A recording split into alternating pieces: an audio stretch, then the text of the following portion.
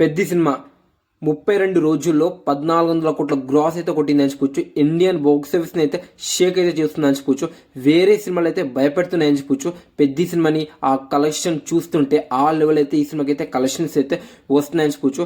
ఈ సినిమా వచ్చేసరికి international box ఆఫీస్ని అయితే వణికించేసిందని చెప్పొచ్చు. ఇప్పటికే మన ఆర్ఆర్ఆర్ కావచ్చు, కేజీఎఫ్ రికార్డ్ కావచ్చు, జవాన్, పఠాన్, కల్కి చాలా రికార్డ్ అయితే లేపేసింది అని చెప్పొచ్చు. ఇప్పుడు వచ్చేసరికి ఈ సినిమాకి టార్గెట్ వచ్చేసరికి పుష్ప 2 అని చెప్పొచ్చు.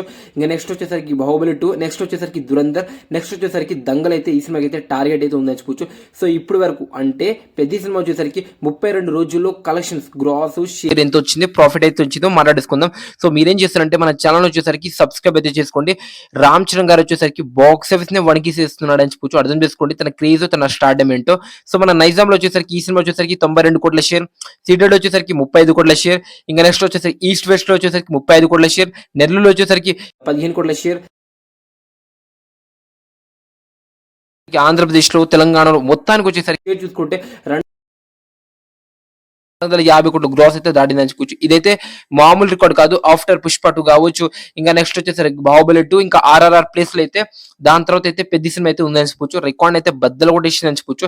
ఇంకా కర్ణాటకలో వచ్చేసరికి ఈ సినిమా వచ్చేసరికి 30 కోట్ల షేర్, కేరళలో వచ్చేసరికి ఈ సినిమా వచ్చేసరికి 15 కోట్ల షేర్, తమిళనాడులో వచ్చేసరికి 25 కోట్ల షేర్, మనకి నార్త్ లో వచ్చేసరికి ఈ సినిమా వచ్చేసరికి 50 కోట్ల షేర్, 100 కోట్ల నెట్ అయితే వసూలు చేయడం అయితే జరిగిందని చెప్పొచ్చు. అలా మన ఇండియాలోనే ఈ సినిమా వచ్చేసరికి 1100 కోట్ల గ్రాస్ అయితే కొట్టిందని చెప్పొచ్చు. షేర్ చూసుకుంటే 450 కోట్ల షేర్ దాటిందని చెప్పొచ్చు. ఇంకా నెక్స్ట్ వచ్చేసరికి మనకు వచ్చేసరికి నార్త్ న్యూజిలాండ్ కావచ్చు, అమెరికా కావచ్చు, అక్కడ మొత్తం రెస్ట్ ఆఫ్ మొత్తం వచ్చేసరికి అక్కడ నుంచి వచ్చేసరికి 55 కోట్ల షేర్ అయితే వసూలు చేయడం అయితే జరిగిందని చెప్పొచ్చు. గ్రాస్ చూసుకుంటే 156 కోట్ల గ్రాస్ అయితే వసూలు చేయడం అయితే జరిగిందని చెప్పొచ్చు. అలా మన పెద్ద సినిమా వచ్చేసరికి ఓవరాల్ గా 32 రోజుల్లో ఈ సినిమా వచ్చేసరికి షేర్ చూసుకుంటే 500 కోట్ల షేర్ దాటింది. గ్రాస్ చూసుకుంటే 1400 కోట్ల గ్రాస్ అయితే దాటిందని చెప్పొచ్చు. ఇదైతే నిజంగా అరాచకం అని చెప్పొచ్చు. Mega power star Ram Charan అనే తన పేరుకి అయితే న్యాయం అయితే చేసిన చెప్పొచ్చు.